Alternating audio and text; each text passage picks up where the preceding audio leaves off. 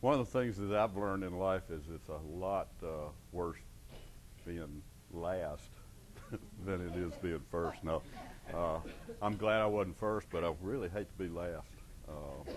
And I'm sitting here trying to figure out which table I want to go to talk to people. I'm officially closing this table down, and we're going to scatter out among the other tables. It's funny. Before John got up, I was thinking about an opening comment to make, and one of the things that I was going to say, and I'm still going to say, is when I grow up, if I grow up, I want to be a Leadership Academy alumni member. Uh, the first group came to Tupelo to visit us, and we connected in a deep way, I would say. And I've been involved over the years with the Leaders in Residence and the selection committee, and every time I'm around you people, I get energized, and I want to hang on to that and keep it. So I hope if I grow up, I can be a Leadership Academy alumni. Now, tonight, a lot of y'all have heard this story that I'll share, but it'll be the journey of our organization's trip to try to figure out how to do something about the fact that people would rather die than move into a nursing home. I think what I've heard tonight among the people that will be hosting a table, there's a thread that runs throughout all of this innovation stuff, and that's a deep belief and a passion that it can be different, and it needs to be different. Our journey began in 1994 when this young lawyer comes over, totally green, to be the CEO of this organization, and didn't know any better than to think that it really could be different. Surprised to find out that our organization's nursing home met the status quo. Our highest adventure, highest endeavor was to meet the minimum standards, and still people would rather die than move in our nursing home. People would rather die than go to live on one of our campuses, and there's something about that that just wasn't right to me. And so I started asking questions about why is this and what could it be? Because it ought not be this way. And along the way, we decided to replace or build a new freestanding 30-unit Alzheimer's facility. And it was going to be a state-of-the-art deal. And we were so proud. And then we got smart, and we had architects design it. And then we got smart and said, well, that's going to be hard to operate, a 30-unit building. How are we going to do that? So let's attach it to our existing nursing home. And so then we got a set of plans for that. And then we started raising money for this new state-of-the-art thing. And so then we looked at that and said, wow, that's going to cost a lot of money. Why don't we just start over and build a new facility? And so we designed this really cool state-of-the-art 140-bed nursing home with private rooms and neighborhoods and town hall in the middle. And we were so proud of that idea. And Bill Thomas, the founder of the Eden Alternative, just in casual conversation with me, he and I became friends over the years.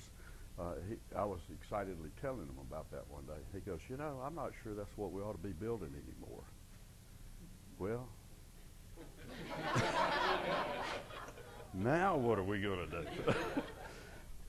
And that question rolled around in my empty head up here. It's about like a BB in a boxcar bouncing around, and he didn't have the answer then, but the question haunted me.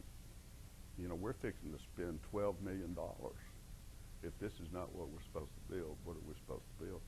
Well, then he came up with his idea of the greenhouse model, which is a small group home for 10 or fewer frail elders who need skilled nursing care.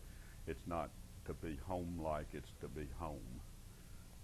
And when he first described it, it hit me in here. This is it. This is what I've been looking for. And I knew intuitively that was it. But then I had to go sell a board on this idea. So you walk into a board meeting of directors, and they are anxious because we've been fundraising for 5 years now. We've spent over $100,000 with architects on plan designs, 4 different iterations that we've paid for along the way. And I walk in one day and I say, y'all, I think we're about to make a $12 million mistake.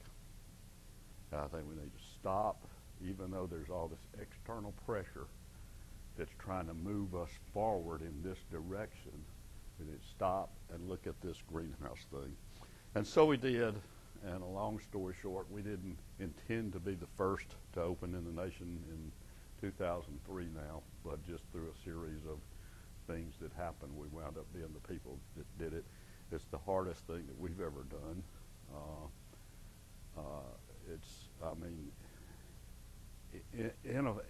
All of you know, innovation is hard. It's hard, as George Bush says. This is hard work. But what?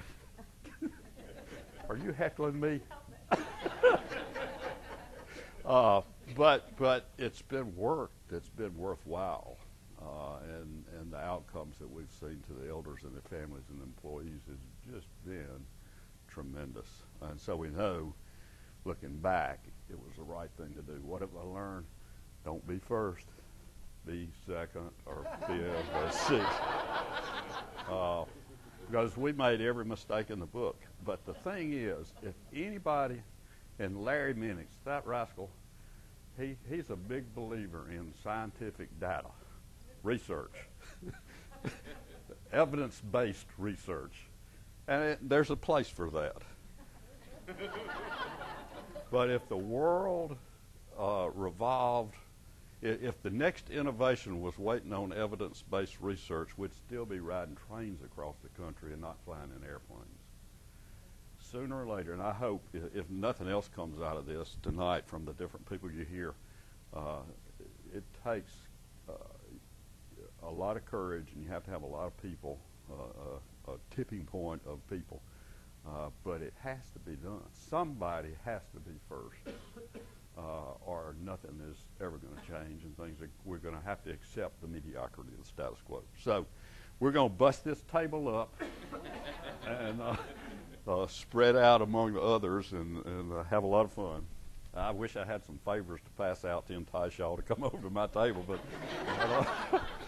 I don't. So anyway, here we go.